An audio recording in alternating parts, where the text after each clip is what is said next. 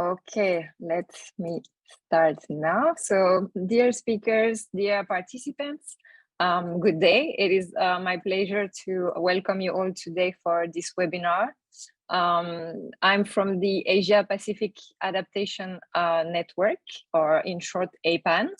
And this webinar is titled Ambitions and Realities of the Global Goal on Adaptation. Where do we stand and how to collectively move forward?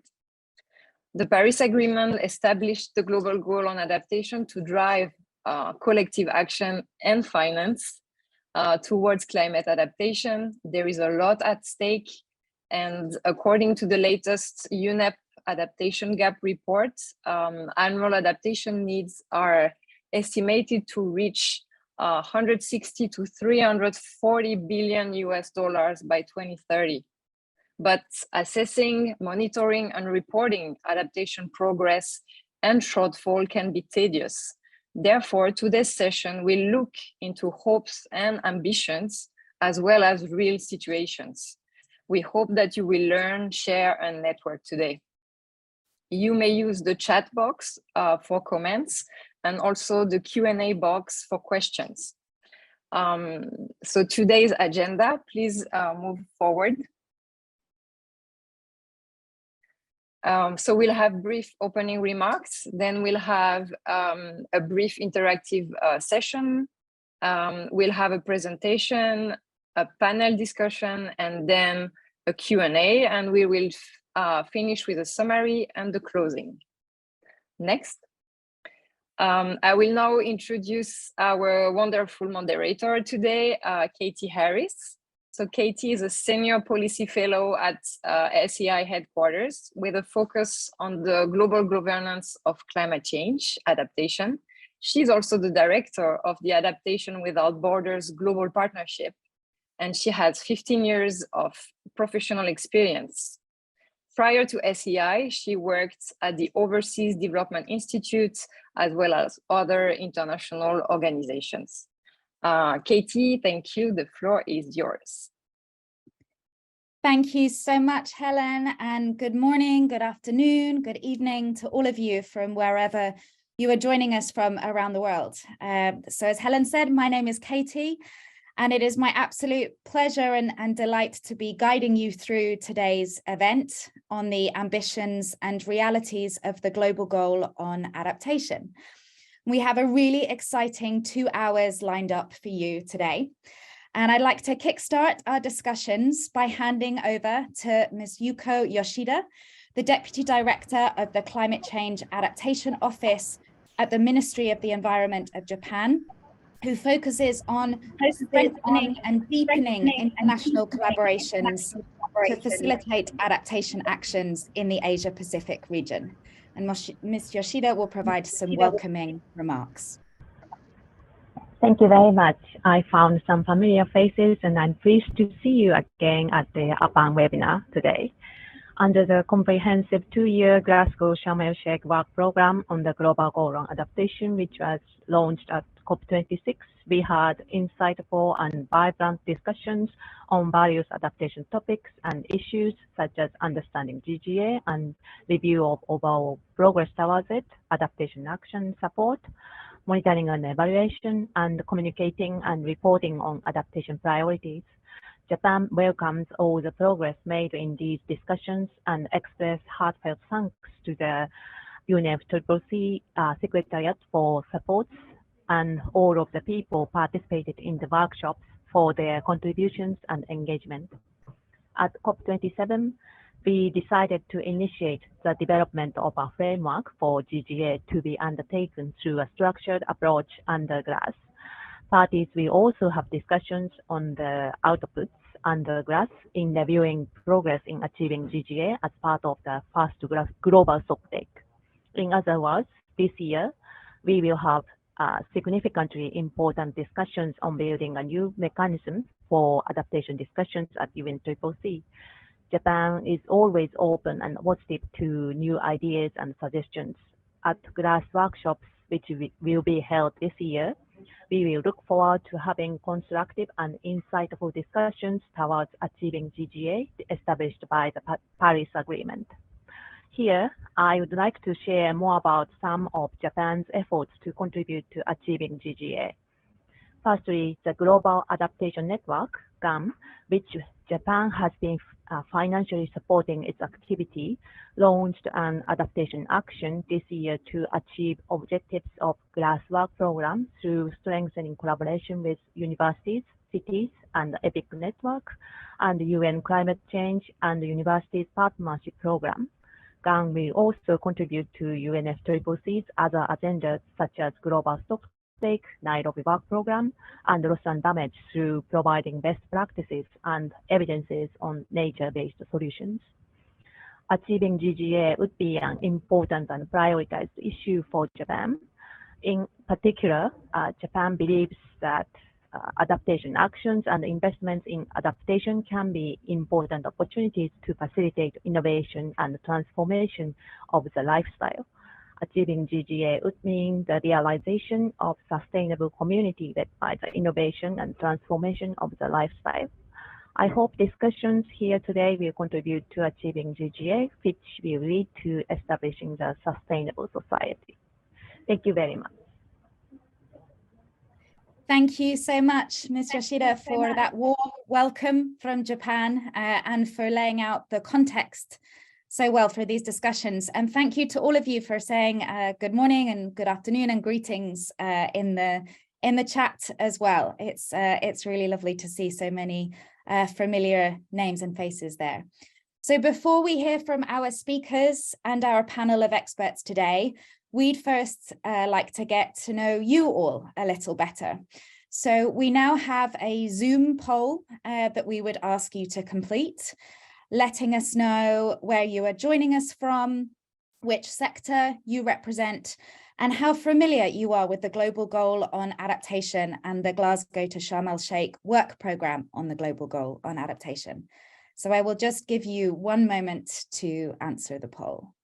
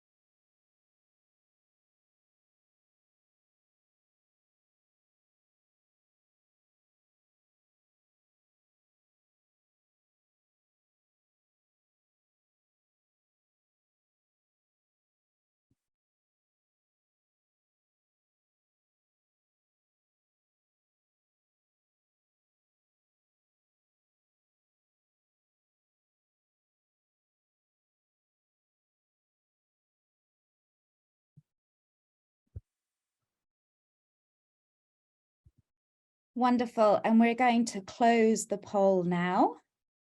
Thank you so much, everyone, for answering those questions. And I'm just having a look at the results, and it seems that we have people from joining us all around the world, a number from Southeast Asia and South and Southwest Asia, but really people from joining us globally today, which is excellent, and we welcome you all. A number of sectors represented, from government, research, international organizations, UN agencies and NGOs. So we welcome all of your diverse perspectives. And as Helen mentioned, there will be a Q&A at the end, and we really hope to hear all of your insightful questions. And please do post your comments in the chat as we go. There is a lot of expertise, not only from our speakers, but also from all of you. So we really welcome you here. And we are all together here over the next 2 hours. So some of us might be very familiar with the Global Goal on Adaptation, others perhaps less so, but we are all welcome. All questions are valid. So I would really encourage you all not to be shy and to really join in the conversation today. Thank you so much. So I'm now delighted to introduce our keynote speaker. Dr. Mariam Navi is team lead of the Global Goal on Adaptation Unit of the UNFCCC Secretariat. She joined the Adaptation Division back in 2018 and she will be providing us with an introduction to the Global Goal on Adaptation and what we call the GLASS work programme, so the Glasgow to Sharm el-Sheikh work programme on the Global Goal on Adaptation. Mariam, we're really delighted you can join us today, and please, the floor is yours. Good morning, good afternoon, everyone. Thank you, Kathy. It's a pleasure to be here, and I'm happy to give a short briefing about the work program. I would also like to thank Helen for inviting me. So I think with this we can start, and I think you are going to show my slides from your side. Next slide. Next slide, please. Yes, I structured my presentation into 3 parts. First part is just the introduction on the goal and the Glasgow Sharm el-Sheikh work program, and then a brief overview of what has been covered under the 4 workshops in 2022 and what happened since Glasgow, and finally what came out of Sharm, our CMA decision, and the plan for this year. Next slide, please. Yeah, now on the Global Goal on Adaptation, or GGA, what is written in Article 7 of Paris Agreement, paragraph 1 is to enhance resilience, reduce vulnerability, and increase adaptive capacity. And this is linked to the level of warming expected as per Article 2 of the Paris Agreement. In Glasgow, CMA 3, which is the Conference of the Parties, for those who are not familiar with this, because I saw from the result of the survey we have a few among the audience who aren't familiar with this. It's the supreme body of the Paris Agreement. So they decided, the CMA decided to establish and launch a comprehensive work program on the Global Goal on Adaptation. And what we are doing is to try to concretize these components, or these 3 statements, and get to the second level of details of the Global Goal on Adaptation, and to figure out how to convert this into something that is tangible, something that could be converted into legislation or into behavior change or long-term development goals, something that could be converted into investment for countries. So the work program was established to help in this regard. And as mentioned earlier, it's a 2-year work program and will conclude at COP28 in Dubai this year. Next slide, please. The work program is to achieve 8 objectives. I'm not going to read through the objectives, but I can cluster them into 3 groups. First group is to enhance national planning and implementation, and specifically strengthen implementation of adaptation action in vulnerable developing countries. The second cluster is to enhance our understanding of methodologies, indicators, metrics, and to establish M&E, monitoring and evaluation. And then the third one is to help parties to better communicate their adaptation priorities, support needs, and plans. And during the first year, we had 4 workshops. We received more than 60 submissions, and before the first workshop, we also had an IPCC event, and that was in response to an invitation by the CMA to inform the work program by presenting the findings of contribution of working group 2. And then we had the first workshop. Right after that, We also had a compilation and synthesis of indicators and approaches and targets and metrics prior to the third workshop. The summary report of all workshops are also available on the GGA webpage.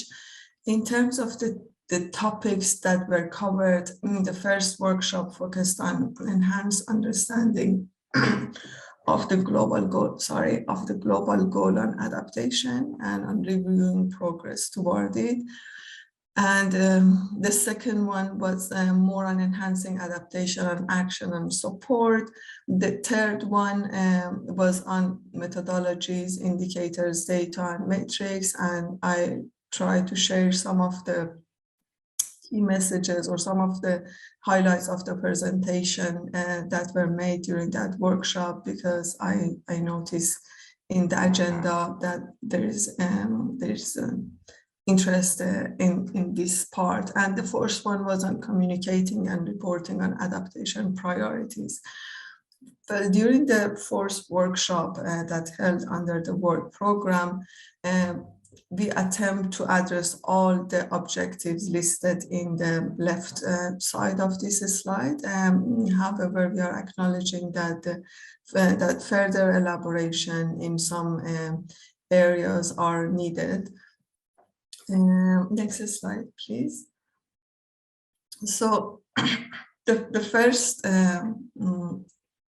I can't see next slide, but maybe other part. Okay, good, thanks. And so during the first workshop, we tried, and participants of the workshop tried to answer some questions like, how should the global goal on adaptation be characterized? What are the good practices for goal setting? How we can learn from other forums? And what are the relevant examples of goals and targets and indicators at different levels? And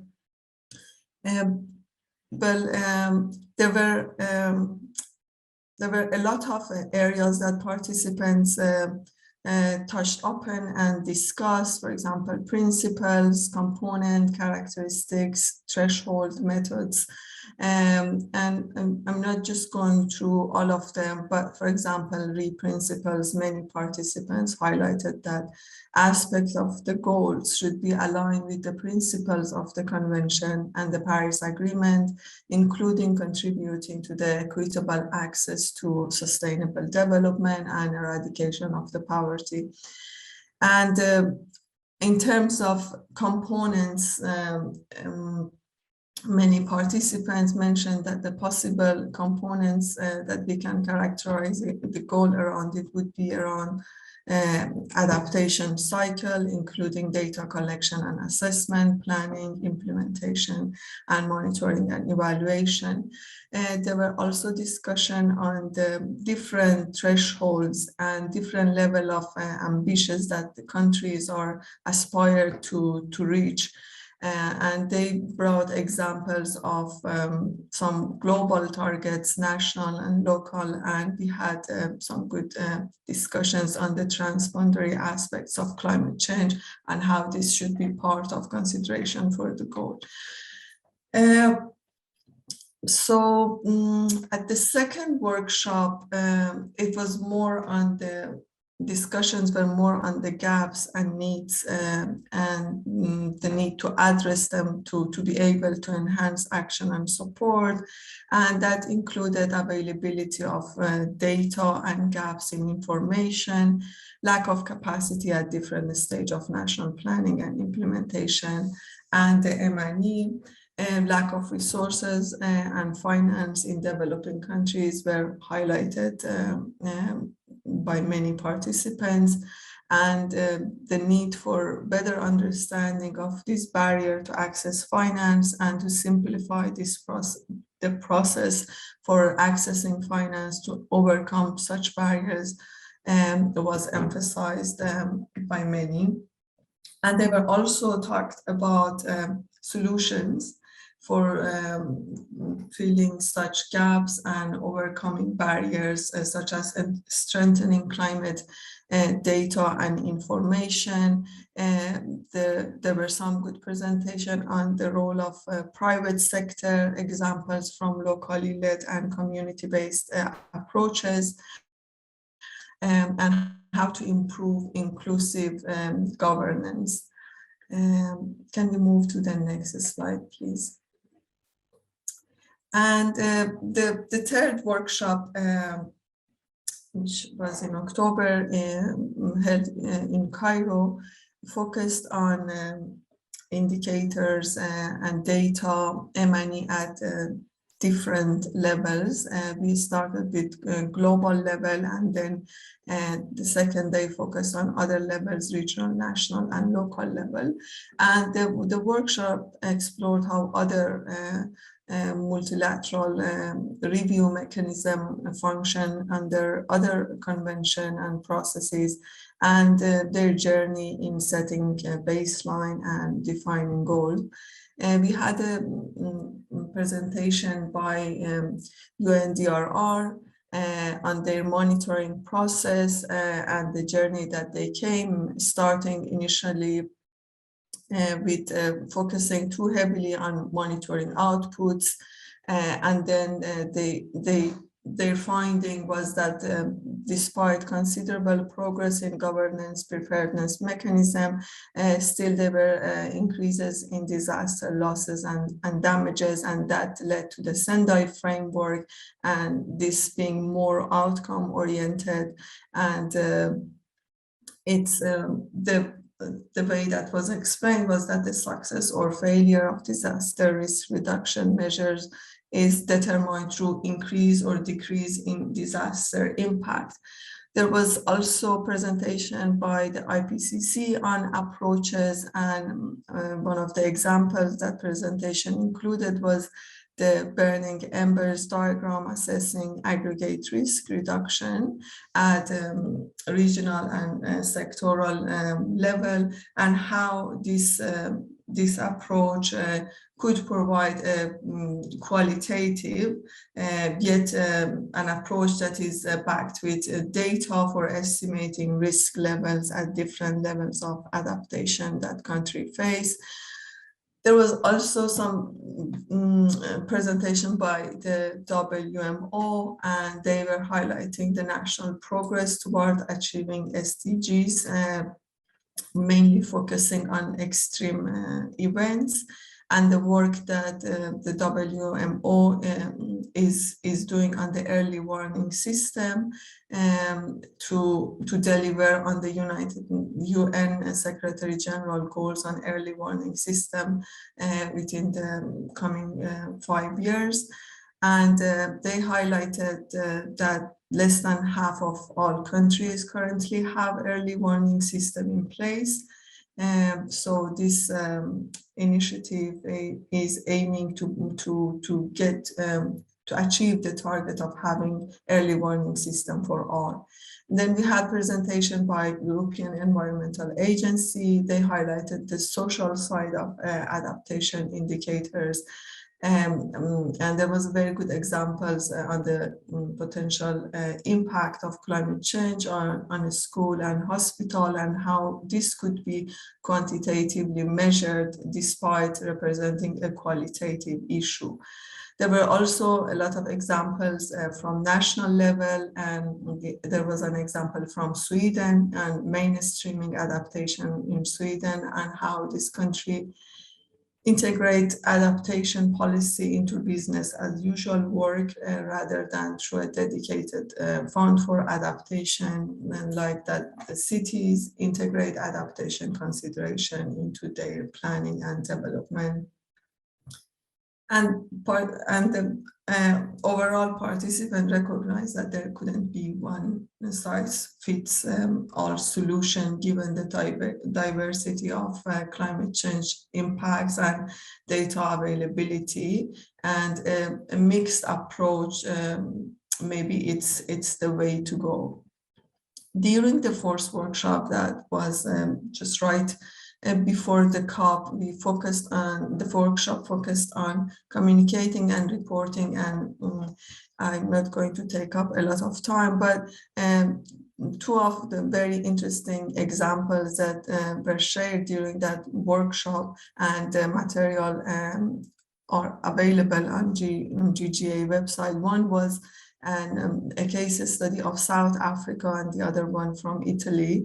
A representative of South Africa shared their experiences in reporting on adaptation, and he showed a tool that they are using that designed to monitor contribution of adaptation interventions to achieve key goals in the national adaptation strategy, and how this system has various tools, has a response database, and has a vulnerability atlas and toolkits.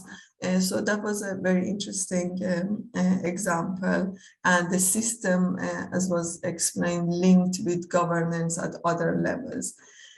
And we had the representative of Italy who shared the country's perspective of communicating and reporting on adaptation, and she described how this contributes to the European Union's climate adaptation platform, which collects information from portals of European Union member states. And shares data and knowledge with interactive tools, and that provides opportunities for harmonizing tools for different regions and to enhance data availability. Next slide, please. Yeah, so that was what were broadly covered during the 4 workshops in 2022, and now in 2023 we have the decision from Sharm, and one of the maybe main outcome of the decision was that CMA decided to initiate development of a framework for global goal on adaptation through a structured approach. And the framework we still we have this year for parties and non-parties stakeholder to engage into discussion and advance the thinking also on the framework. So far, what we have in the decision to guide us is that this framework is to guide the achievement of the goal and review of the overall progress and enhance adaptation, action, and support. And we are hoping that the workshops we are planning for this year can build upon each other and advance our intellectual thinking and lead to something substantive in the end for this work program. The framework is also is mandated to be reviewed prior to the second GST. So yeah, I think I should stop here. I'm happy to take a few questions, and then if there are more, you can put in the chat and I can respond later. Thank you. Thank you so much, Mariam, and we're particularly grateful for you to be able to join us today despite being slightly under the weather. So we're very grateful. Thank you for giving us such a great introduction to the Global Goal on Adaptation and the GLASS work programme, and for really reviewing the key aspects that were covered in the 4 workshops of the work programme last year, and also the latest progress and the decisions made at COP27, which will steer us in the year and years ahead. I'm going to let you go, given that you're a little bit under the weather, but I would say to everybody, please, if you've got questions for Mariam, for the UNFCCC Secretariat, please do post them in the Q&A box, and we will be in touch with Mariam afterwards and make sure those questions are answered. I can see a couple already there. One from Dennis on sort of what progress has been made sort of 7 years after the Paris Agreement, when the Global Goal on Adaptation was established, and can different stakeholders provide inputs to this framework? But perhaps those are some of the questions that our panelists can also help answer in the discussion. And Mariam, we will get your thoughts via email afterwards. So we will let you go now. Thank you so much for the opportunity, but maybe just one thing before I go. This work program is inviting contribution from both parties and non-parties, stakeholder, and calls for submissions. It's always open to non-party stakeholder, and the workshops also will invite non-party stakeholders. So all actors can contribute to the work program through different ways and channels. Thank you very much. Wonderful. I'm sure we'll all be contributing on this call. Thank you so much. Thank you. Right, we've got a really exciting panel discussion lined up for you now on where we stand on the Global Goal and Adaptation and how we can collectively move forward. So you'll hear from our panelists on what they think of our achievements since COP26, halfway through the GLASS work programme. What are some of their expectations for 2023? What are some of the key characteristics for them of a workable GGA? What are some of the good practices we can draw upon? And what can the Asia Pacific region both contribute to the goal and seek to gain from it? So we'll be answering these questions and more. Our 5 panelists, to introduce them, are Mr. Tibian Ibrahim, Assistant Director of the Ministry of Environment, Climate Change and Technology of the Republic of the Maldives. Tibian also undertakes adaptation negotiations in the UNFCCC as a coordinator for the Alliance of Small Island States, or AOSIS. We have Ms. Nagisa Shiba, Policy Researcher in Adaptation and Water at the Institute for Global Environmental Strategies, or IGES. Nagisa conducts research activities on climate adaptation in the Asia Pacific region and follows discussions on adaptation agendas at the UNFCCC COP and other international forums. We have Dr. Richard Klein. He is Senior Research Fellow and Team Lead on International Climate Risk and Adaptation at the Stockholm Environment Institute. Richard has conducted research and provided policy advice on climate adaptation since 1992. And he is also my boss, so please direct all the tough questions to him. Dr. Johanna Nalu, a climate adaptation scientist based at Griffith University in Australia and co-chair of the Science Committee of the World Adaptation Science Programme. Johanna's research looks at core assumptions about climate adaptation and challenges conventional wisdom about how we are supposed to adapt. And last but not least, we have Ms. Vositha Wijanayaka, and please do correct me if I pronounce your name wrong, Vositha, Executive Director of Slykan Trust Global and Attorney at Law. Vositha has over a decade of experience in working on climate change negotiations and the UNFCCC process. So those are the 5 panelists that you're going to hear from shortly. As I mentioned before, please do post your comments in the chat and your questions in the Q&A box as we go, and we'll have some time at the end of their short contributions to run through your questions. And we know there's a lot of expertise here in the audience too, so we really want to hear from you.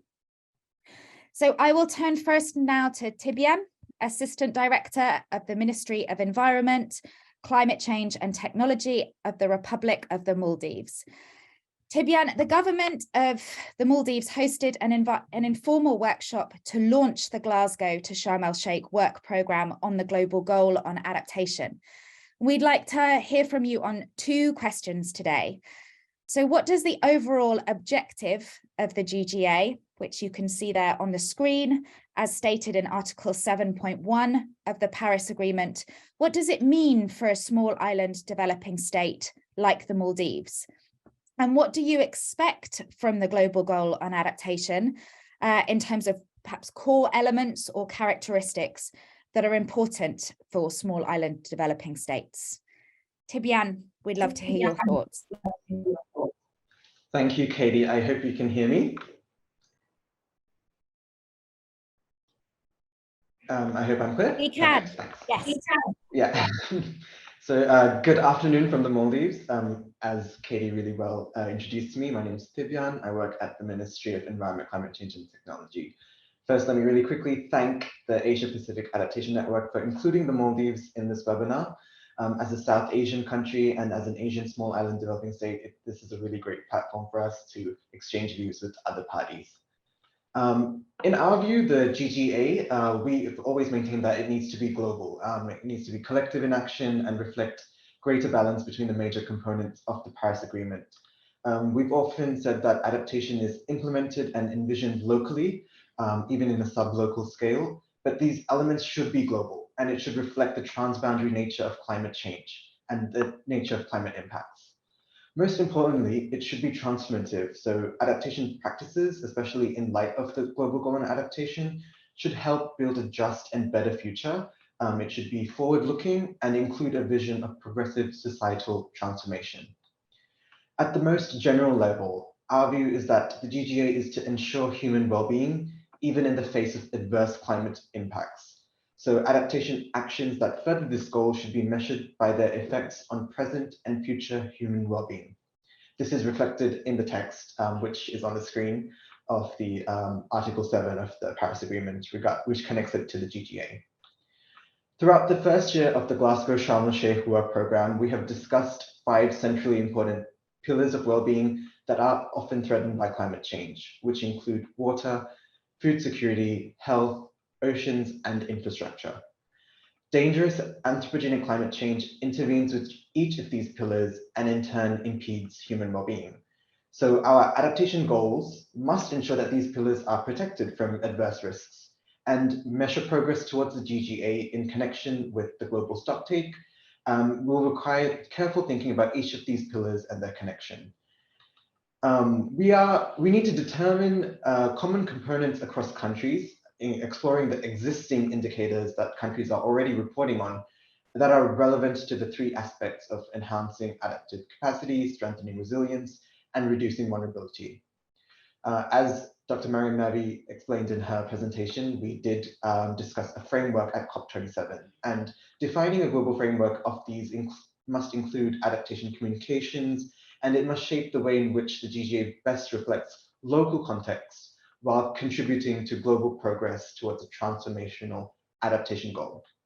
And this can be complemented by sectoral information, which is aligned to high priority sectors or areas such as I mentioned above on food security, water, health, ecosystems, and infrastructure. With a well-being approach, which is what Maldives has often spoken about, we characterize this with pillars of well-being in the Sustainable Development Goals, which are already available and agreed upon. And it's a potential framing that can be used to review progress in achieving the GGA, which includes an emphasis on reducing the risk to elements of well-being due to the adverse climate impacts we face. Goal setting must also be forward-looking, and we have to make sure that the goal setting with the GGA isn't present or centered around present focused, but rather centered around transformation and long-term well-being. For the Maldives, this means living well in the Maldives despite the world changing, and as is the case for many other countries. We must adapt to climate impacts like sea level rise, increased frequency and intensity of tropical storms, and the potential collapse of fish stock, which is what our livelihood depends on. While these specific impacts are not the top priority for every single country, even in Asia or around the world, they do fall within the core pillars of ecosystems, infrastructure, water, food security, and health. These themes of well-being are universal, so these do apply to everyone, maybe not in the same context that it does here in the Maldives. For Maldives and for other small island developing states, reducing vulnerability, increasing resilience, and enhancing adaptive capacity will require a range of adaptive actions that aim at building stability within pillars of well-being in the face of climate impacts, which means that we would have to look at diversifying economies and food sources, building seawalls and planting mangroves and other things. But these actions, as I just said, these are very different than what might be useful to a landlocked country or a mountainous country. But the end goals are the same, to ensure long-term well-being. I'll quickly just move on to the second question that Katie directed to me. And as I mentioned, we often talk about these pillars of well-being and how we need to ensure that there is work done on water, food security, health, ecosystems, and infrastructure, because they're connected to every country in the world, regardless of your geography or economy. So with that in mind, we believe that a true global goal on adaptation will encourage countries to take successful transformative adaptation actions in these areas to ensure long-term well-being. We want a global goal that is sort of similar to what you have for the 1.5 degree goal for mitigation. This does not mean that the GGA will be a number or even a set of numbers, but rather we hope that this will provide overarching targets in human well-being for every country, every region, and maybe even every community to aim towards. So these overarching targets in the pillars of well-being will allow for regional cooperation against these cascading climate impacts and leverage more adaptation finance to keep the GGA alive in the same way that we are rallying around 1.5. This year, prior to COP28, we'll be working on the framework, as mentioned in the presentation before, for implementing the GGA. And ideally, we want this to be adopted at COP28. We want this framework to organize the GGA for different key sectors, as well as on the adaptation policy cycle. And we hope that the conclusion of the Glasgow Sharm el-Sheikh work program will include an enhanced understanding of the GGA in a way that it encourages all countries and regions to take transformational adaptation actions that do help to lead to long-term human well-being. As mentioned, I do coordinate for the Alliance of Small Island States, and within AOSIS, we do believe that the GGA must drive action and simultaneously be a vehicle that addresses the urgency of adequate support being provided to vulnerable communities as we strive to increase our resilience. There's definitely a fundamental need for transformation amongst adaptation within the GGA. And just to end, let me just say that the reality is that all people in the world face increased risks, regardless of whether you're a small island developing state or not. And these risks do relate to high priority areas of water, food security, health, ecosystems, and infrastructure, which impede well-being. Climate change continues to pose an existential threat to the livelihoods across the world, and we believe that the GGA should address these critical issues since there remains a lack of coordination, knowledge, and means of implementation within adaptation to address these. I'll stop here for now, but I'm happy to answer questions later on. Thanks. Thank you so much, Tibian. Wonderful. I took away a lot of points from what you just said, but perhaps 4 stood out for me and are sort of echoing in my ears as we go forwards. So first of all, that it is important to remember that the goal is global in scope. Its name suggests it is and should be, but it's important that it is, and that it spurs the kind of transformation we need to tackle the climate crisis. Second, I hear you advocating a well-being approach, that the goal should enable us all to live well in a rapidly changing world. Third, that the impacts from the climate crisis may be locally specific, but the overarching pillars, those 5 sectors you named, where we have to see these transformations, they are universally important. And the fourth, that the global goal needs to provide overarching targets for well-being that every community can work towards in a similar way to how we are all working towards the temperature target of 1.5 degrees. So thank you so much. Do, as I mentioned, post your questions for Tibian in the Q&A box, and I will be monitoring them. But for now, I'm delighted to turn to Nagisa Shiba, policy researcher in adaptation and water at IGES. Nagisa, IGES, I believe, have recently completed a regional study on adaptation planning, which has generated a number of insights that are highly relevant to our discussions here today on the Global Goal on Adaptation. And I'm wondering if you could share some of the highlights with us and three things in particular, which you can see on the screen here. So can you tell us which countries in the Asia Pacific region have existing national monitoring, evaluation and learning systems for adaptations? And what approaches or strategies have worked well or been important for those countries in achieving those and developing those systems? How well are national adaptation plans or NAPs in the Asia Pacific region equipped to support the setting of baselines and goals and assessing progress on adaptation? And finally, what is needed in terms of best practices, tools, systems, other enabling factors to have robust national monitoring, evaluation and learning systems for adaptation across the region? And how can these contribute to the GGA? The floor is yours. Thank you, Katie. Hello, everyone. Thank you very much for having me today. My name is Nagisa Shiba from IGES. It's my great honor to join this wonderful panel as an environmental think tank with focus on Asian Pacific. IGES has been working on adaptation research as well as a partnership building through the Asian Pacific Climate Change Adaptation Information Platform, or APPLAT. Today, I will briefly discuss the result of our regional study on adaptation planning. And I also want to acknowledge the support from the Center for Climate Change Adaptation to carry out this study as a part of APPLAT activity. Oh, thank you very much.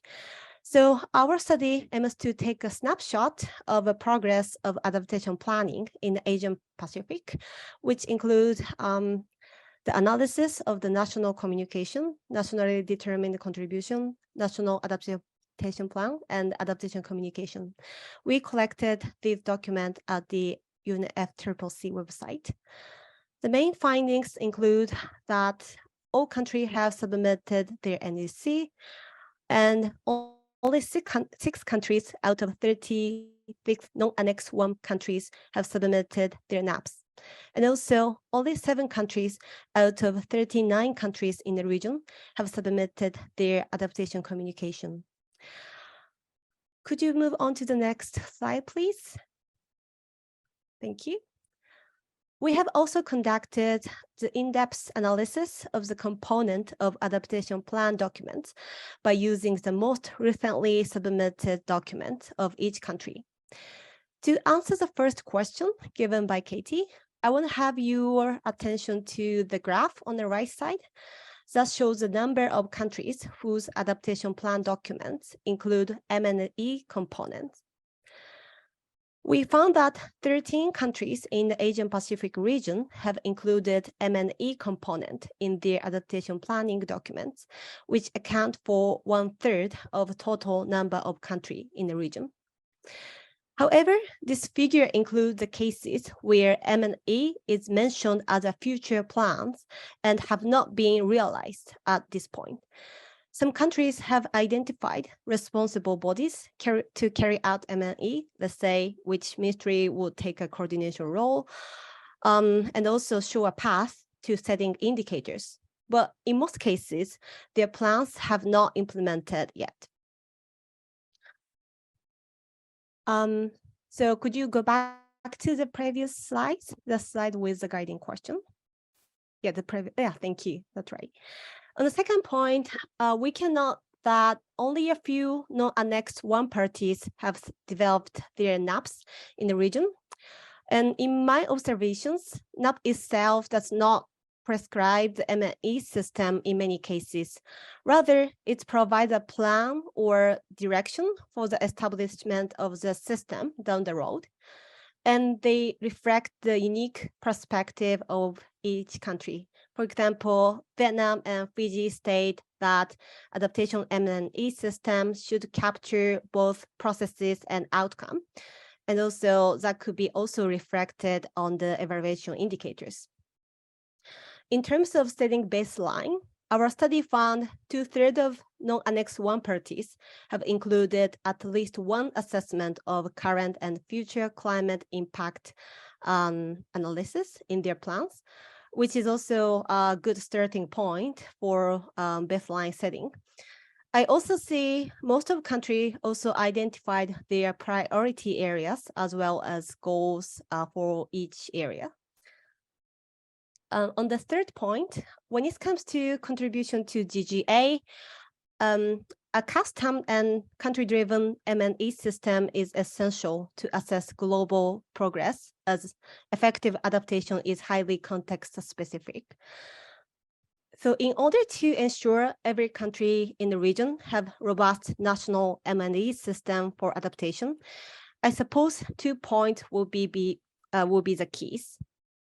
First, integrated M&E system can be an effective approach. Countries with clear-cutting vision of the M&E system in their adaptation planning will connect their adaptation M&E with other evaluation systems. In case of Nepal, adaptation monitoring and reporting system will be linked to their national M&E system, as well as SDG reporting and tracking system for climate finance. Likewise, Kiribati aligned their climate action plan with the development plans, monitoring and evaluations approach. This is also important given the situation that limited human capacity are frequently cited as a constraint for building a M&A system. Second, the regional collaboration will help countries to establish M&A system. Our study found that most countries in the region are facing challenges in establishing M&A system, and the progress is uneven across countries. As countries within the same region may be sharing the similar geographical and meteorological characteristics, so it will be useful to learn from each other through information and experience sharing. Some countries already have extensive experience. For instance, I would like to touch on Cambodia, who experienced the comprehensive consideration on national M&A system. To learn from such good practices, I expect that the regional platform such as APPLAT could provide a good forum for mutual learning within the region. For the sake of timekeeping, I highlighted only the monitoring and evaluation aspect of our study, but you can feel free to access the full version of analysis on the APPLAT website, as well as the link shared in the chat box by the Secretariat. So I will stop here, so get back to Katie. Thank you so much, Nagisa, for really giving us the top line overview of the status of national adaptation planning in the region, but particularly focusing on monitoring, evaluation and learning within that. And you're finding that while many plans have ambitions to have robust monitoring and evaluation systems for adaptation, few have yet been realized. And while we are in a good place for setting baselines and determining some key priorities, two factors are indeed really critical if we're to see more robust M&E systems on adaptation. So first of all, integrating monitoring and evaluation of adaptation within broader national M&E systems and national tracking, and more regional cooperation and coordination and sharing of good practices. So fantastic. And as I mentioned again, please do keep your questions coming in the chat. Now I'm really delighted to turn to Richard Klein, Senior Research Fellow at the Stockholm Environment Institute. Richard, the COP decision on the GLASS work programme on the Global Goal on Adaptation recognises that adaptation is a global challenge faced by all, with local, subnational, national, regional and international dimensions. And we've talked a lot, we've heard today about how adaptation is very dependent on local contexts. And yet the Asia Pacific region faces really important, what we call transboundary climate risks as well. So perhaps you could tell us a bit about those and what role could or perhaps should the Global Goal on Adaptation play in ensuring that these risks are better known and managed. And a second question will sneak in as well. So what are your views on the prospects of the Global Goal on Adaptation, ensuring coordinated governance of these sorts of risks? In other words, what are some of the important dimensions to consider? Over to you. Thanks very much, Katie, and thank you, UNEP, for organizing this webinar and for inviting me to speak. Yes, so on to transboundary climate risks. Let me just first give a bit of background and then speak about the Global Goal on Adaptation and the work program and how that might be covered. The impacts of climate change are not confined by national borders. We know that they affect and are amplified by a number of different pathways. For example, sharing of natural resources among countries, for example, in shared river basins, but also at greater distances through supply chains or capital flows or human mobility. At the same time, actions to adapt to climate change can also have impacts far beyond the jurisdiction where they are implemented. So the consequences of climate change are typically felt at a national and subnational level, but they can also require a multilateral response that current approaches to adaptation rarely provide. Cross-border climate risks reverberate through the global economy in the same way as viruses can do. They can move from one place to other places very quickly all around the world and often far away from the original source. And they are bound to become larger and more significant with time as climate changes. But at the same time, many countries, businesses, organizations are still unaware of cross-border climate risks and underprepared for their potential effect on fragile systems and the people relying on them. Now, if we go back to the IPCC sixth assessment report that was published last year, it concluded with high confidence that climate change impacts and risks are becoming increasingly more complex, more difficult to manage. And the cross-border nature of climate risk is one example of that. So complex, compound, cascading, and cross-border climate risks were all but overlooked in previous IPCC reports. And information on these risks was therefore not available to guide adaptation deliberations under the UNFCCC and the Paris Agreement, including on the Global Goal on Adaptation. When the work program was established in Glasgow, the summary for policymakers of the IPCC was not yet available, and therefore transboundary climate risks do not really feature in the Global Goal on Adaptation and its work program. And it's also not available to inform adaptation planning by parties and non-party stakeholders. And the IPCC also concluded that adaptation progress to date is unevenly distributed and not fast enough. And it identified adaptation gaps between current levels of adaptation and levels needed to respond to impacts and reduce climate risks. And those gaps are continuing to grow. And that's an important finding, not only in view of next year's global stocktake of collective progress towards achieving the Paris Agreement, but also to how parties interpret, define, and operationalize the Global Goal on Adaptation. And as Katie mentioned, Article 7 of the Paris Agreement not only establishes the Global Goal on Adaptation, it also recognizes that adaptation is a global challenge faced by all with local, subnational, national, regional, and international dimensions. And nothing demonstrates the global nature of the adaptation challenge more than the need to address transboundary climate risks. So what does that mean for the Global Goal on Adaptation? The IPCC sixth assessment report begins to answer the question, what are transboundary climate risks and how can we assess exposure to those risks? But much more work is needed to answer two other key questions. First, what options are available to manage transboundary climate risk? And second, whose responsibility is it to initiate and implement adaptation actions to reduce those risks?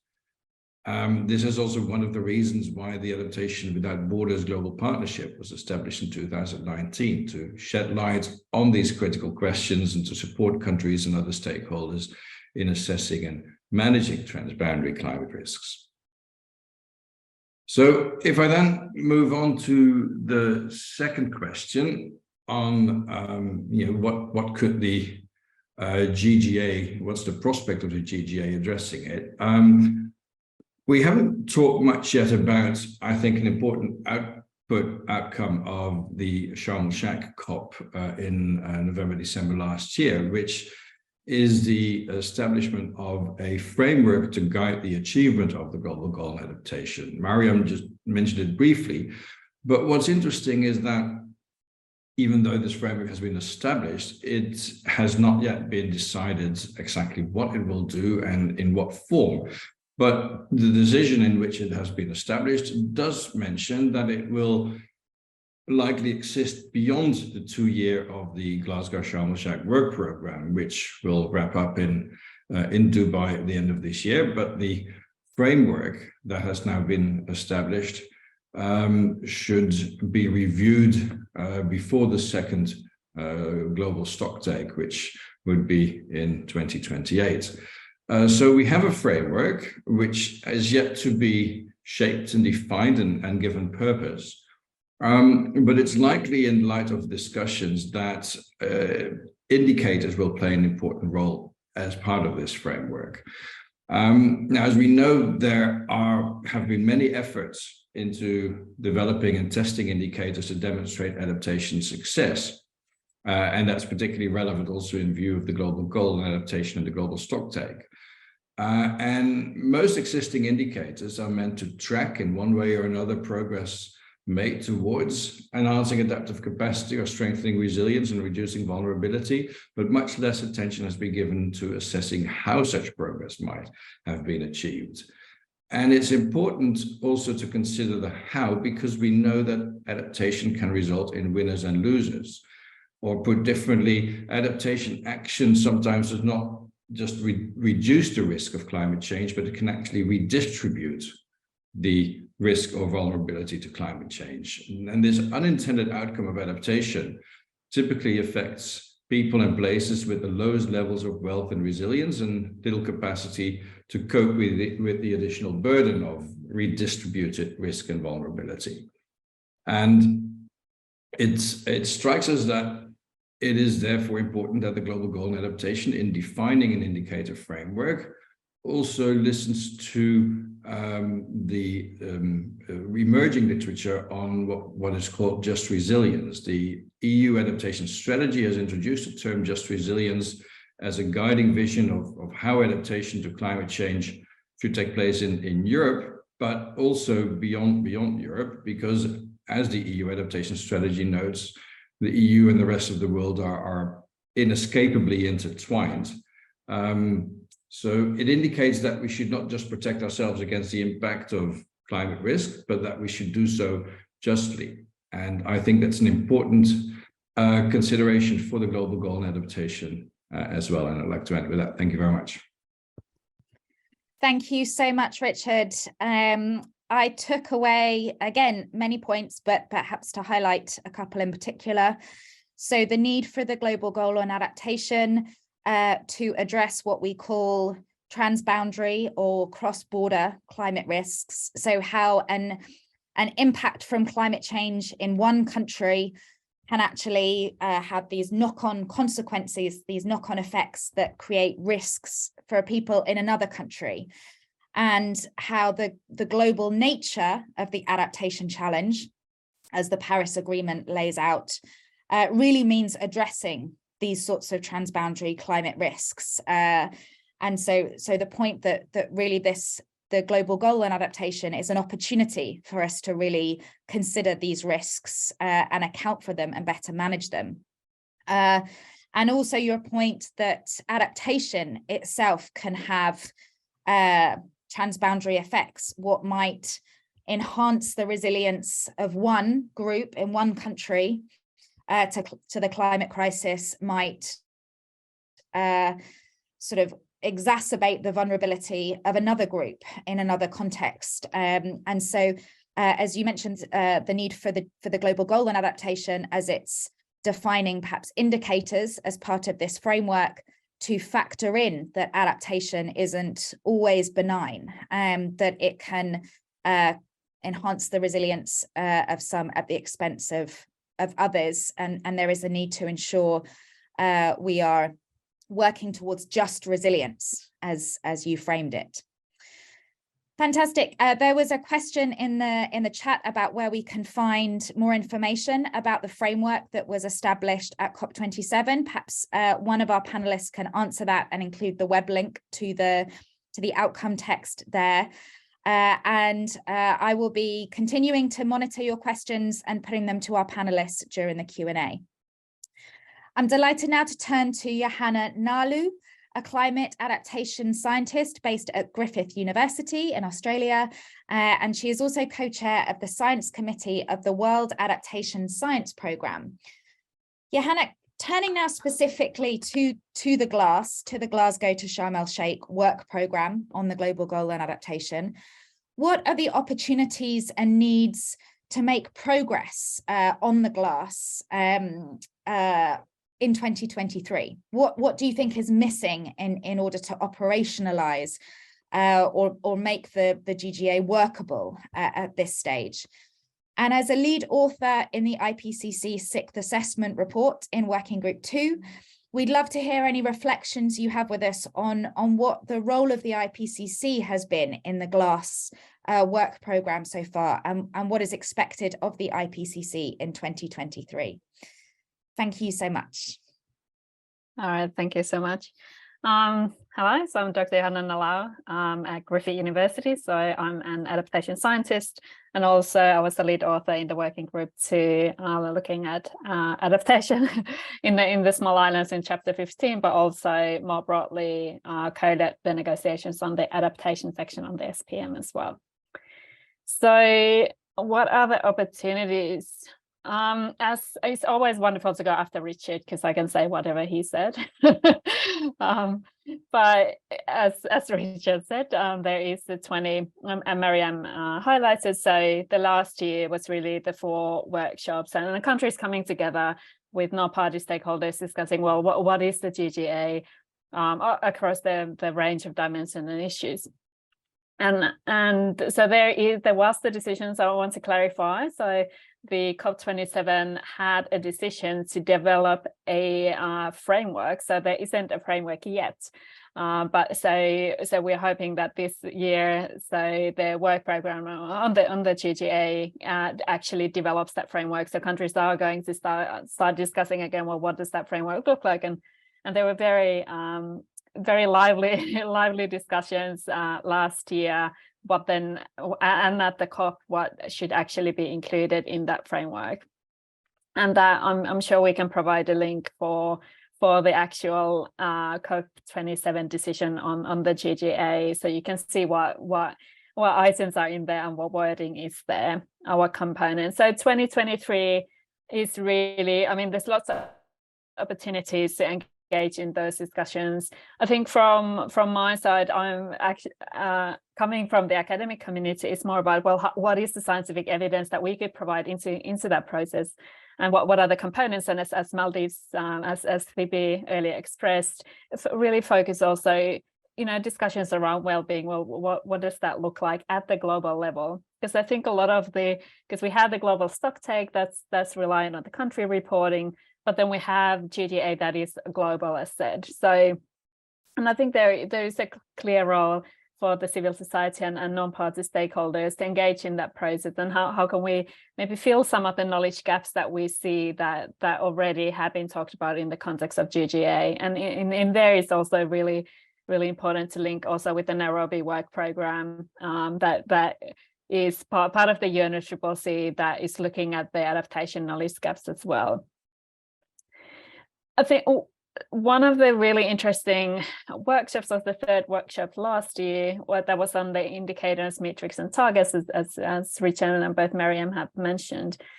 So the discussions were, how do we set forward-looking indicators and targets for GGA that we actually know that the world has adapted as a whole? And linking back to Richard's point, I think it's really important for us to understand that one country's adaptation, especially when it comes to these transboundary risks and adaptation responses, can actually decrease another country's or region's ability to adapt. So really understanding, well, what does it look like at the global level? And in the third workshop, they were, I think, having new kinds of questions. So asking, for instance, so what are the actual characteristics of a resilient and well-adapted country and global community? And what indicators can we use to actually then measure that the GGA has been achieved, so that we are not leaving other or any countries behind? And how can those target the metrics also enable a self-assessment that takes also, you know, the national differences in account, because we are in different levels in terms of our capacity to adapt, but also the kinds of risks and vulnerabilities that we face. And how can we increase the adaptation ambition, especially this year, for instance, using a four-tiered approach that has been talked about within the context of GGA, but really more importantly, how can we change the kind of global mindset that we are adapting together? So that would be my my quick notes on the 2023 and what, you know, how and the kinds of questions that I'm hoping that the process keeps considering. In terms of the other questions on the role of the IPCC, so we have been, especially the working group too, so we have been closely engaging with the program. So the first workshop that was held during the SBs last June, so we had a special session with the parties there, and we have been taking part in pretty much all the workshops, whether it's through presentations. But also specifically, we had a presentation on the third workshop, so that was on the indicators, metrics, targets, and approaches. And I'm also thinking about the messaging and the science coming out of the working group too. So what is effective adaptation, and what kinds of indicators can we use to understand what works and what's important? So how do we measure equity and justice? And how do we measure adaptation benefits? And how do we measure the actual potential of adaptation actions to reduce risks? In terms of our engagement this coming year, so the AR6, so the sixth assessment cycle is basically wrapping up with the synthesis report that's combining working group 1, 2, and 3, and that's ending and will be released this year. So that's the end of the sixth assessment cycle. But there are discussions already ongoing for what does the seventh assessment report look like? What kinds of issues could they be looking at in terms of the GGA, but the UNFCCC in more broader terms? So there has been all last year new requests coming from the parties, especially on, for instance, assessing adaptation needs, but also what is the kind of input that we could be giving as a scientific community for this process. So I'll end there, and happy to take my questions. Thank you so much, Johanna, for really exploring with us the role of the scientific and academic community in this process, and the number of sort of outstanding questions we still have to answer, the kinds of knowledge gaps we still have, where that community could really play a role. For instance, on trying to define this concept of well-being that Tibyan first brought up, on what does progress or a resilient community mean at a global level, particularly given the potential for transboundary maladaptation that Richard raised. What does this mean for forward-looking indicators and targets and national assessments? And what does adaptation ambition mean? And how do we define and measure complex but really important concepts like justice and equity in adaptation? So yeah, we look forward to your further thoughts and comments from the audience on those important knowledge gaps. And to just draw our panel discussion to a close now before we turn to a broader Q&A. I'm delighted to hand the floor to Ms. Vosita Wijanayake, Executive Director of the Slycan Trust Global. Vosita, what steps need to be taken to ensure that the Global Goal on Adaptation really encompasses and takes account for local, traditional and indigenous knowledge and really considers women, youth, other vulnerable groups? And we know that the lack of a participatory and sort of inclusive approach has often come up in discussions. So what more do you think could be done, should be done, to make the GLASS work programme on the Global Goal on Adaptation more inclusive? Vosita, over to you.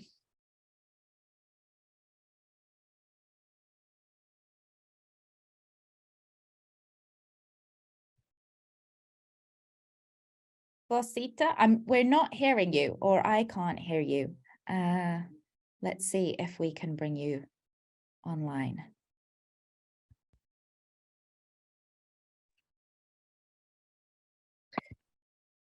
There we go. Okay, I think it was the Hi. Okay. Okay, so what I was going to say, well, so I started with thanking you, and also Helen and the team for having me today.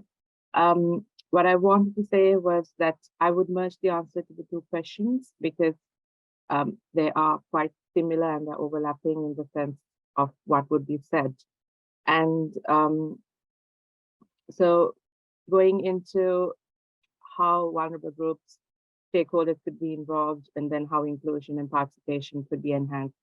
I'm not entirely sure about the lack of it, but I believe it's more about how more stakeholders could be involved, contribute to ensure that the processes as well as what comes out of the GGA and the work program is inclusive, participatory, as well as more informed. So looking at these elements, I think I'll build on a few things that some of the panelists said as well, because I feel these are quite connected. So one is about the importance of stakeholder engagement, where vulnerable groups, youth, women, as well as other stakeholders could work together to ensure that there are participatory, inclusive processes that would lead to long-term resilience through the GGA. So it's not the business as usual we're talking about, but more transformative actions, and that transformation happening through the inclusion. Because when we're looking at transformation, we think about indicators, we think about innovation, but that innovation and new things could be through the inclusion of different actors, especially those who are vulnerable, as well as those who have solutions, but are not necessarily involved in the key or core components of what's happening in the GGA.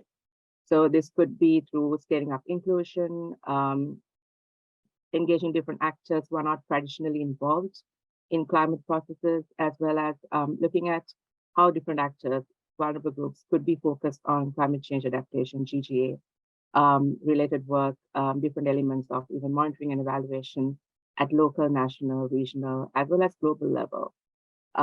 Because ultimately this needs to be the global goal on adaptation, which has implications at the global level.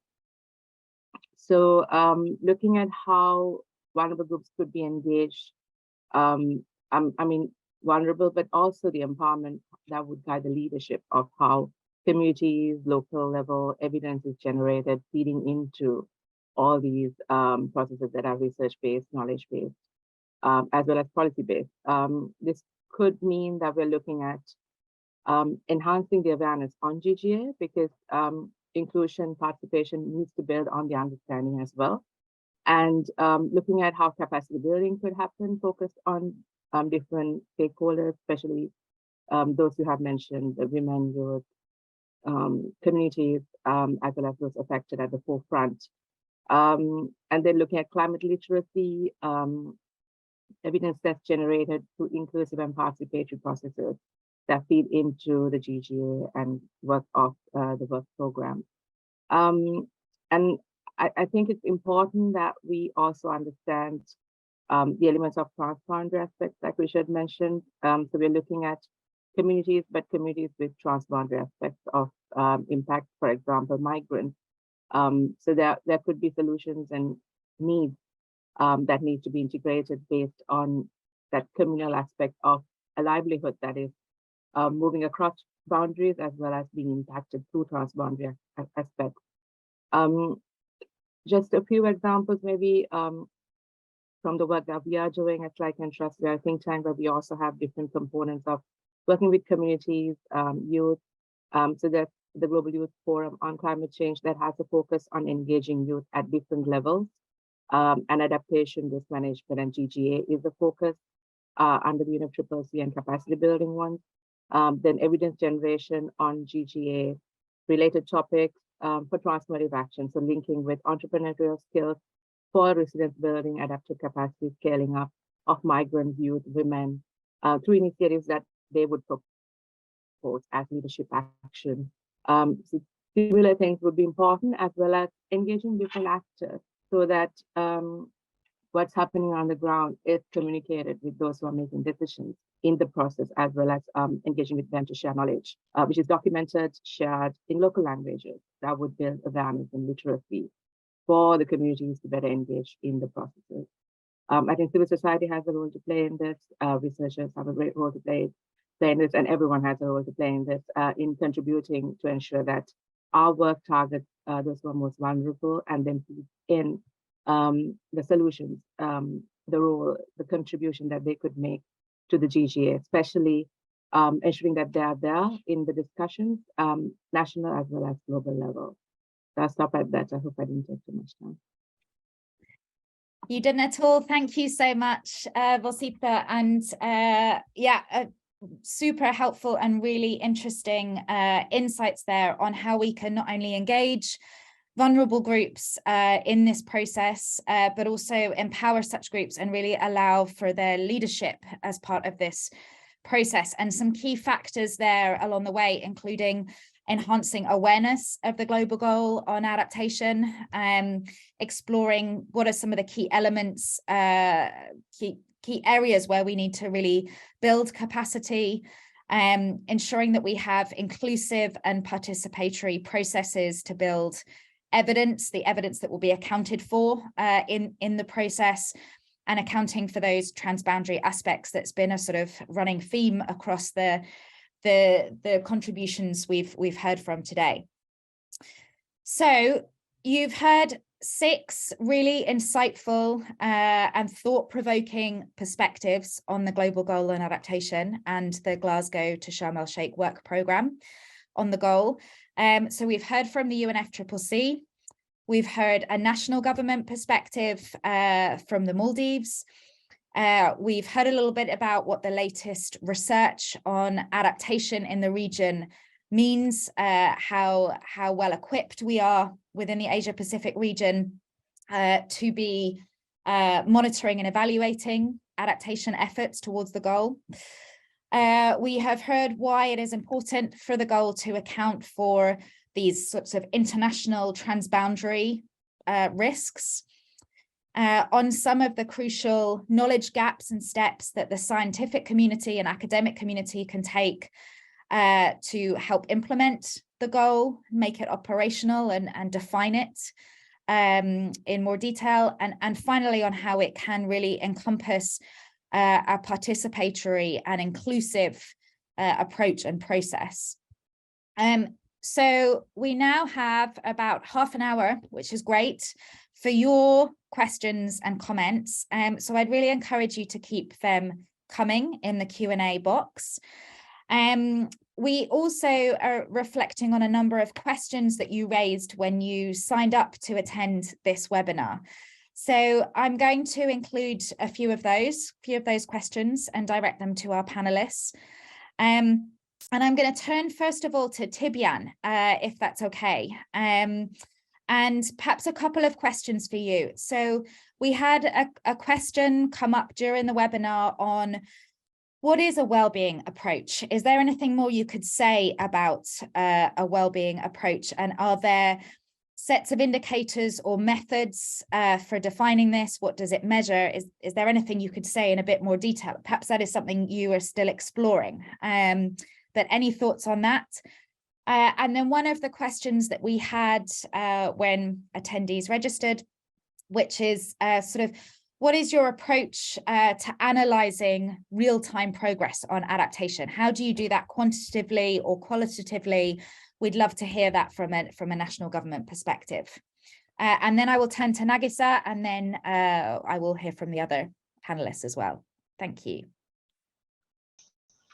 Thank you, Katie, and thank you for the questions. I think just to reiterate about the well-being approach, it's not something that we have really developed. As Katie said, we're still sort of picking our brains over it, and we're discussing this with other small island developing states, other partners and countries within the negotiation space. But realistically, what we're trying to say is that we have these basic pillars of well-being of water, food security, health, ecosystems and infrastructure, and that because there are climate risks to these pillars, and as a result, this impedes human well-being, this needs to be taken into account when progress is being made to achieve the GGA.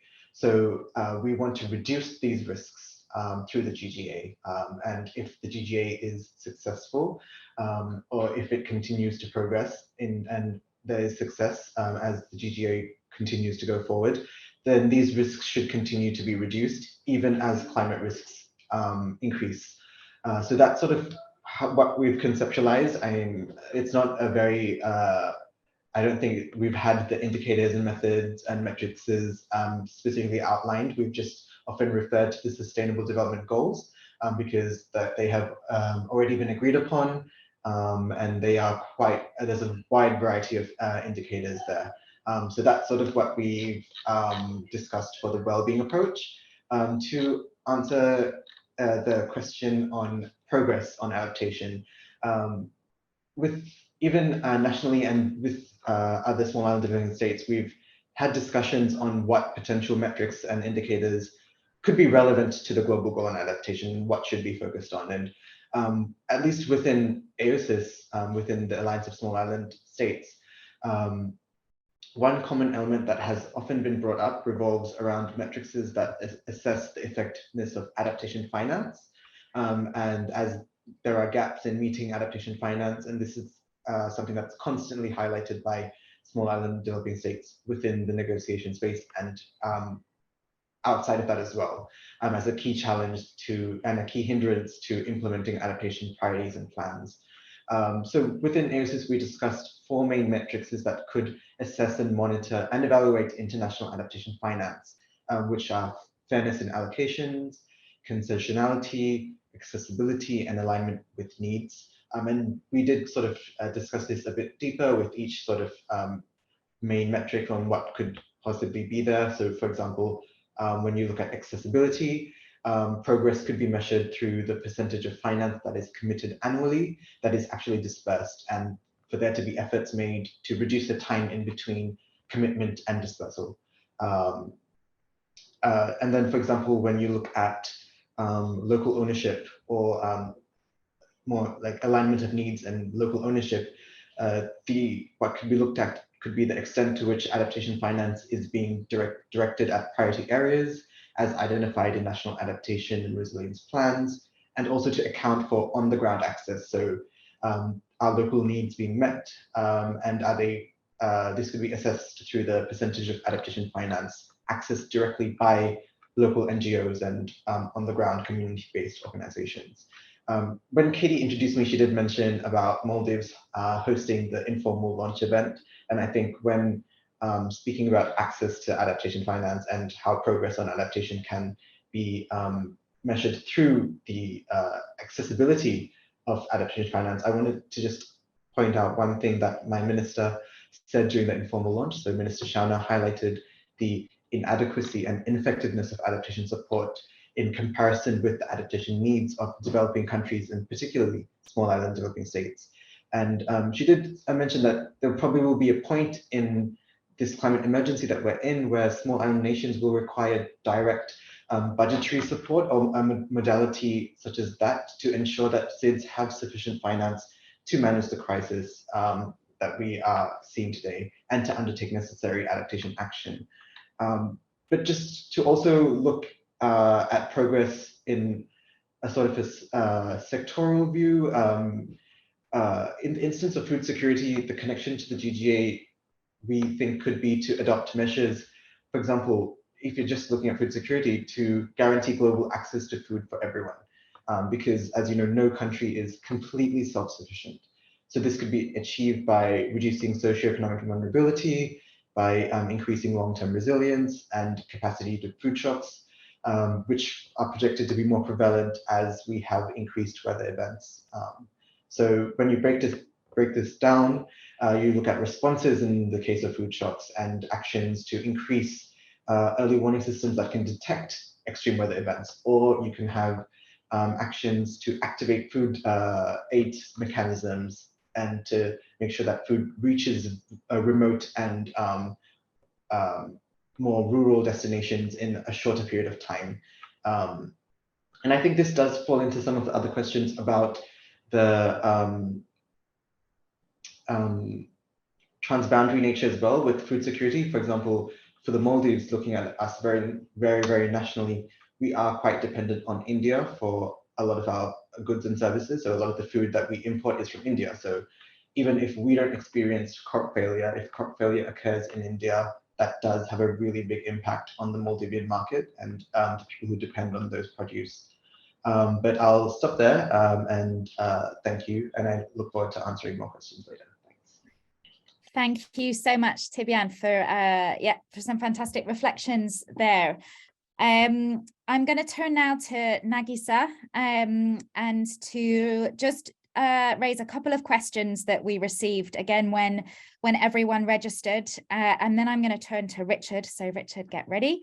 But Nagisa, can I ask you? So a couple of the questions were around regional actions that can be taken on adaptation. So what regional actions that could contribute to the global goal on adaptation could be collectively organized, could be taken, and how can we support adaptation action happening at a local or national level that would really contribute to these assessments of adaptation planning at a national or regional level? Any thoughts from your latest study, or indeed some other research from IGES? Thank you.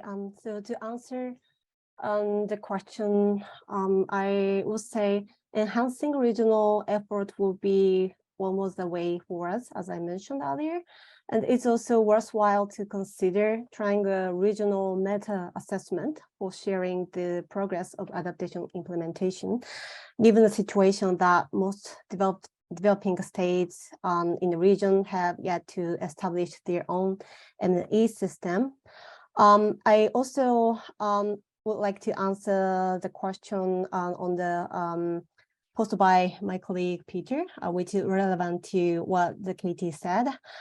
So to ensure the adaptation implementation and M&E system throughout all different levels, from national to local, not only the horizontal integration, such as coordination amongst the ministry or sectors, but also vertical integration and coordination among different level actors is important.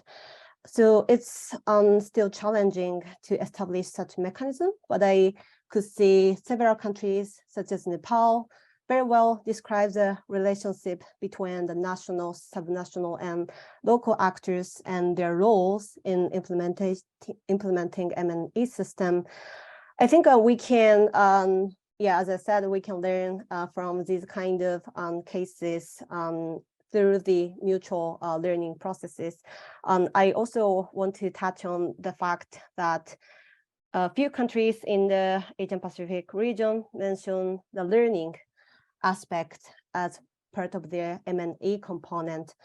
But I think monitoring, evaluation, and learning MEL perspective might provide a valuable insight into potential mutual sharing of information, knowledge, and experience on climate adaptation within the region. So that's my quick answer.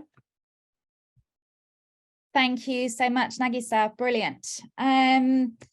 Great. I'm whizzing through the questions and comments because I'm going to try and get through as many as possible in the next 15 or so minutes. Richard, I'd like to ask you a couple of questions that have come up in the chat. There is a question here on whose responsibility is it to address climate risks? How can we navigate these transboundary, complex climate risks in terms of whose responsibility is it to manage them? And does that challenge financial commitments to finance adaptation from national or regional actors?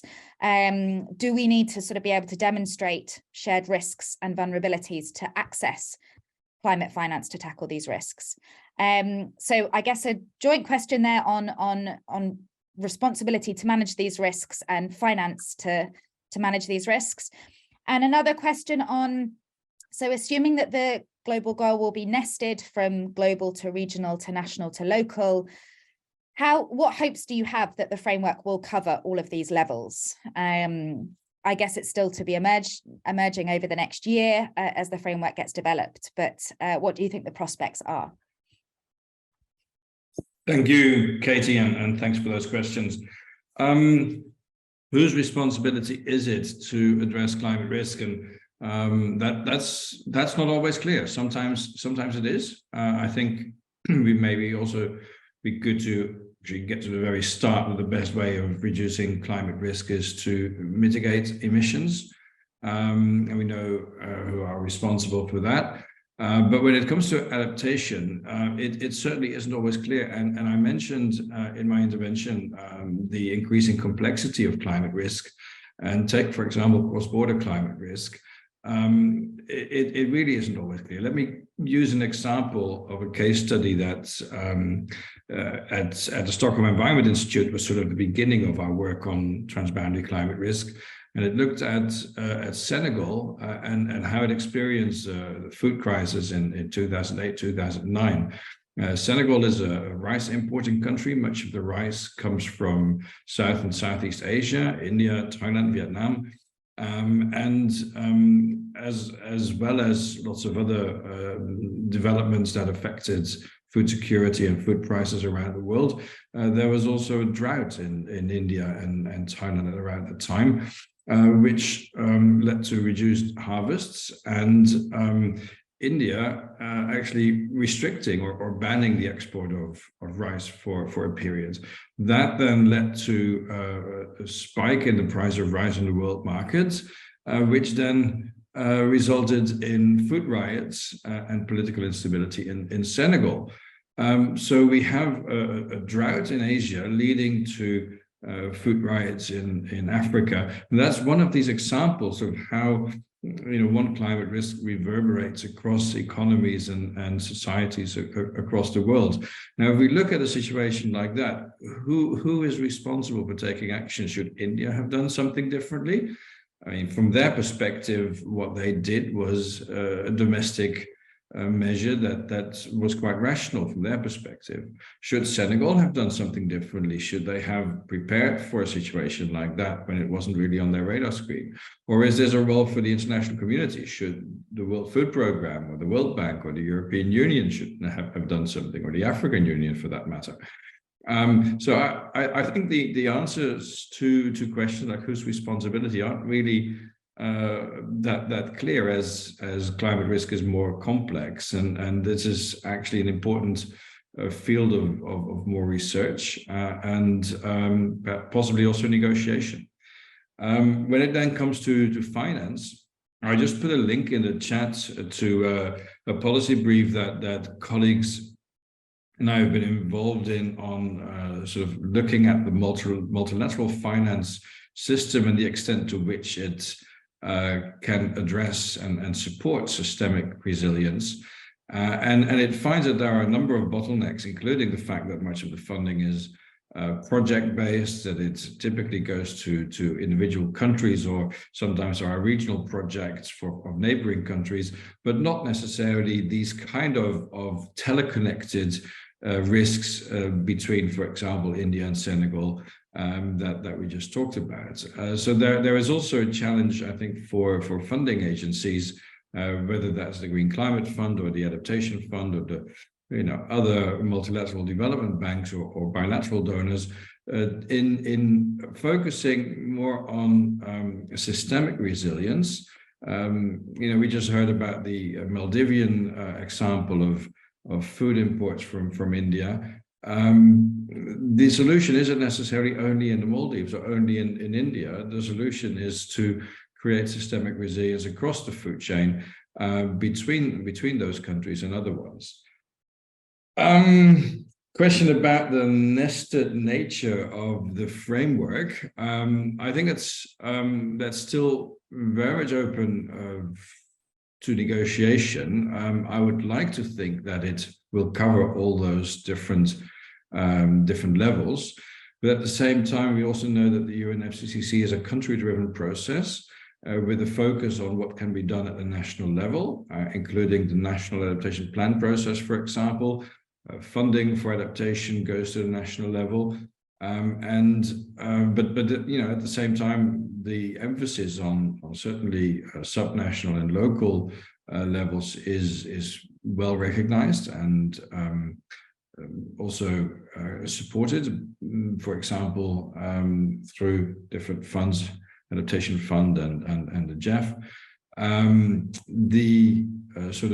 The level beyond national, so the regional and global levels, I think that is a bit of a question, even though the Paris Agreement recognizes the global nature of the challenge.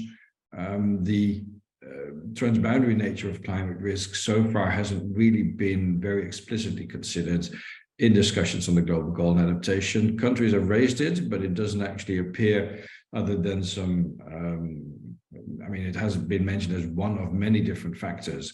But I think it is a much more important factor, considering the systemic focus of the risks that we need to take. Thank you. Thank you so much, Richard. Wonderful. I'm going to turn now to Johanna. Johanna, I'm going to ask you a couple of questions. One of these was directed at Tibyan, but I thought you might have an interesting reflection on it, if that's okay. So the first question is on transformational adaptation. There are lots of definitions. There's a heterogeneity of understandings by different stakeholders.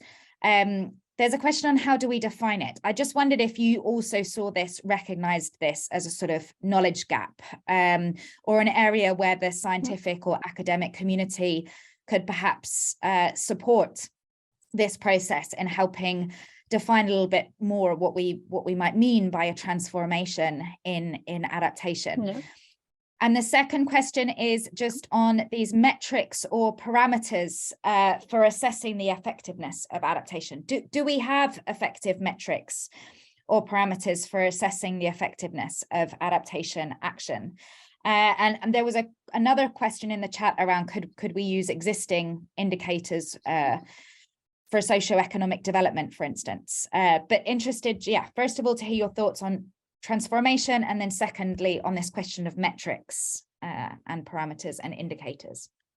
Okay, so that's 3 questions. Let's hope I remember them by the time I get there. Well, I could actually first answer the effectiveness question. So, short answer is no. And as Richard knows very well, that has been an area that we've been looking at and researching for a long time in terms of what is effective adaptation, what kind of metrics we can use. And there has been more work done last year. There's several papers, but there's so many frameworks as well coming out all the time where people say, hey, this is a different way of assessing effectiveness, and somebody else comes and says, well, no, because you're missing A, B, and C. So I think there is a big push from the scientific community, and we've found in working group too, is that there are many ways of defining effectiveness, and you have to kind of consider, your context, but also what effectiveness means to you. It can mean very different things. So, and there was a really good paper by Chandi Singh and her colleagues looking at the 11 frames of effectiveness. So that, are you using ecosystem-based adaptation as your frame to say, well, this is effective adaptation, or are you using something else, and how then you actually judge the outcomes really, really differently what successful and effective adaptation is. So definitely a massive area of research where we we can support the GGA and make a difference. In terms of using other indicators, so the third workshop in particular, that's exactly what they were looking at. And as Phoebe was saying, we have agreed to SDGs. There are a range of commitments on different indicators and targets already under the UNDRR as well, under the Sendai framework. So how do we actually then bring some of those together and make them meaningful in terms of being part of the GGA, but also part of the global stocktake process for adaptation? So those are really two kind of really big ticket items for this year. In terms of transformational adaptation, so I think that's very similar. So because I was on the small islands chapter in working group 2, so the number one question I get asked is, what is transformational adaptation for small islands, and can you give us examples of it? And I think we have really struggled with that because the literature is just not there. And I think part of adaptation is that we are implementing these actions and we are putting adaptation finance into these different projects and programs, but then the actual effectiveness or, whether they are transformational, I mean, we can't say that in 12 months. So one of the examples I give is ecosystem-based adaptation. So we know that some coastal ecosystems, they will take 10, 15 years to actually develop, really high biodiversity and resilience as well. So can we say after 12 months, is ecosystem-based adaptation effective? Sometimes we can't. And often it comes to implementation issues. So just because the implementation fails, so I've seen many examples where, for instance, wrong species have been planted in that ecosystem. For instance, there seems to be a consistent assumption about mangroves, and mangroves fit everywhere. In some ecosystems, you don't plant mangroves. So there's lots of issues with the implementation as well. And we also have to realize that the implementation issues don't necessarily mean that the whole concept of EBA or adaptation is faulty. But with the transformational adaptation, that's definitely another really, really important and big area that the scientific community worldwide is really focused on. And so I am hoping that we can do some of that research this year as well. Thank you so much, Johanna. Great, we're nearly at the end. So there were a couple of questions in the Q&A box around how can different actors contribute to the workshops? Will participation in the workshops this year be open to the public? How can we provide inputs? What are the opportunities to do so? I would ask any of our panelists to reply to that question if they can in the chat. And if not, we will include some responses to that in writing after the webinar. And I'm also going to propose that we take the question on how is the framework expected to take into account the sorts of dozens of proposals that have been presented in the GLASS workshop so far. I'm going to suggest we put that to Mariam and get a written response from her on that. I'm going to turn now to Rosita to ask just one last question, but I would just like to ask the whole panel to say, I'm going to turn to you after Rosita and ask you for a 30-second summary of what you think it is important for those involved in the Global Goal and Adaptation process to account for in the next year. One key takeaway that you would like those in the process to hear, to take away. So I just wanted to prep you all because we're going to do a very quick last round. But first of all, I'll turn to Rosita. Rosita, this was a question that came up early on in the chat, but I thought you might be best placed to answer it. There was a question around how can we better enhance the adaptive capacity of the most vulnerable people, given that that's a hugely diverse group. But what would you say are the opportunities for the Global Goal on Adaptation in particular to really enhance the adaptive capacity of the most vulnerable? Any thoughts or reflections on that before I do a very last round from all panelists? Okay, yeah, I'm looking at adaptive capacity, do have a lot of elements in it. And in many of our work that we do with vulnerable communities, we focus on different elements and indicators that build or contribute to adaptive capacity, adaptive capacity. But I think one thing we know across countries, communities, economic empowerment, financial access means to ensure resilience is there and build adaptive capacity plays a key role. So this means livelihoods, focusing on livelihoods, identifying priority sectors for countries, because this is not the same for all countries. While we're looking at a global goal, the activities that would be focused on livelihoods, finance and empowerment would be country or local level focused.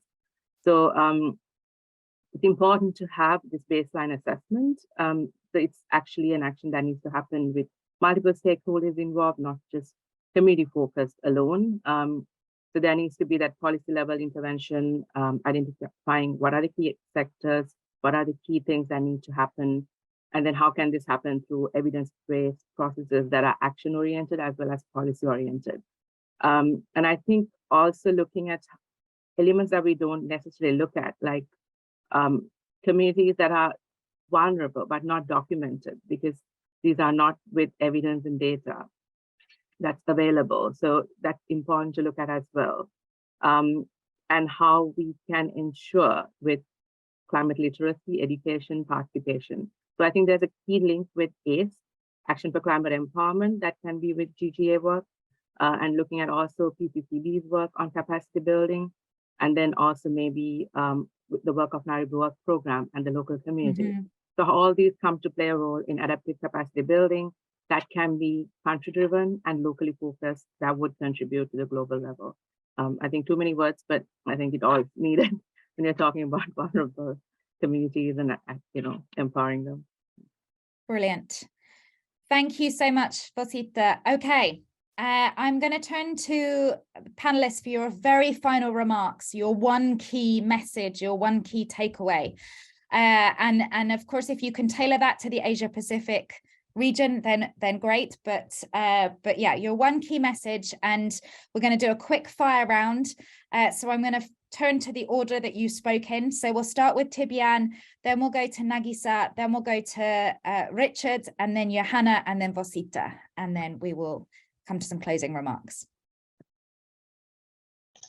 Thank you, Katie. I think for me, the summary would be that we really want to get a framework adopted at COP28. And with a framework being adopted, I think we can then really ensure that human well-being is taken into account with the Global Goal of Adaptation, because no matter where you are or where you're from, climate change poses risks to key priority areas that impede human well-being.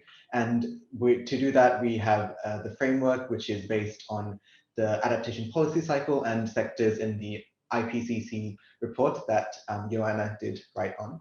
So I think it's not a new concept. It's just, I think we need to ensure that countries can come together to agree on this at COP28, and throughout the rest of this year during the workshops, we'll be breaking that down and trying to get into the more in-depth discussions and details regarding this framework. So that's my summary. Thanks. Thank you, Tibian. Nagisa. Thank you very much. Very quickly. So I feel that today's discussion brought a lot of different interesting perspectives that might not be happening in the negotiation setting. So my key takeaway is that this kind of discussion that involve a great variety of stakeholders and actors, including our audience, is crucial because the climate impacts are transboundary, so we have to discuss the GGA not only in the UNFCCC negotiation, but also outside of the negotiation. So yeah, that's my last comment. Thank you. Thank you, Nagisa. Richard. Yeah, thanks very much. And I very much like the comments by both previous speakers. I think the framework, as it will be discussed this year, is a real opportunity to do justice to the current understanding of adaptation and climate risk as the IPCC has presented it. I said it before, climate risk is more complex than we thought. It is also more difficult to manage. And the Cancun Adaptation Framework, which is a current way of organizing adaptation negotiations under the UNFCCC, is no longer fit for purpose. So my suggestion would be that the framework under the Global Goal of Adaptation is not simply a framework to better understand what that Global Goal of Adaptation is, but also sets out a new vision of how adaptation can best be negotiated and funded, taking a more systemic approach to climate risk. Thank you. Thank you, Richard. Johanna. Thanks. I mean, I think 2023 is a very exciting year, and my one takeaway is that we have the opportunity to really, develop a shared vision, but also think about how can we have a global mindset that looks at us thriving and transforming into a more sustainable global society. Perfect. Thank you, laying down the gauntlet there. And Varsita. Yeah, I think I would like to highlight the innovation and the transformation that's needed and how inclusion could contribute to this, and Global Goal of Adaptation could offer something which is not business as usual, but something which is transformative, forward thinking, and engaging those who are not necessarily always engaged in climate action. I'll stop at that. Thank you. Thank you so much. Wonderful. I would really like to thank all our wonderful panelists today and speakers, and to everyone for engaging with us in the audience. Your questions were excellent. We've had a really rich and insightful discussion, and I would like to turn now to hand over to Motzaharul Alam, or Babu, as many of us know him, Regional Coordinator for Climate Action and Head of the APAN Secretariat for UNEP. Babu, let's have the final word from you. Thank you, Katie. I was also keeping eye on the participants, and I have realized that as we are coming to the close to our webinar, and participants are also leaving. So I'm not going to give a long the thanking to the participant, but let me start thanking all the speakers who has provided very insight about the global goal on adaptation, and also the work currently going on and what we need to do and expected result in the 2023. And I also would like to thank you, Katie, for moderating the session and helping us as our very long-standing partner for the Asia Pacific Adaptation Network. I would like to also inform all the participants that Asia Pacific Adaptation Network will be organizing the 8th Asia Pacific Adaptation Forum, which is the flagship event of the Adaptation Network in Korea during the 28th August to the 1st of September this year. Is going to be hosted by the government of Korea, but more specifically is the Korean Environment Institute under the program called the KSCC. Just let me maybe mention one thing and thanking all the participants when responding the several questions posed by the participants. And when I was listening both the questions and the responses, I think some of those questions even deserve a separate webinar responding those individual questions. But I'd like to thank the participant at least briefly mentioning what are the key aspects in the questions and what we need to actually look for future. So with that, I'd like to thank once again all the speakers, the panel member, Katie yourself, and we are looking forward to see many of you in the upcoming the events that we'll be organizing, including the 8th Asia Pacific Adaptation, the forum, and prior to that, we'll be organizing number of the technical webinars as well. With that, thank you, and thank you very much. Stay safe and keep well as we are attending, or you are attending for many locations around the world, around the globe. Thank you. Wonderful. And I would just like to remind all panelists, if they could stay online for a moment, we're going to have a photo with everyone. But With that, we thank you all and wish you all a good day, good evening, good night.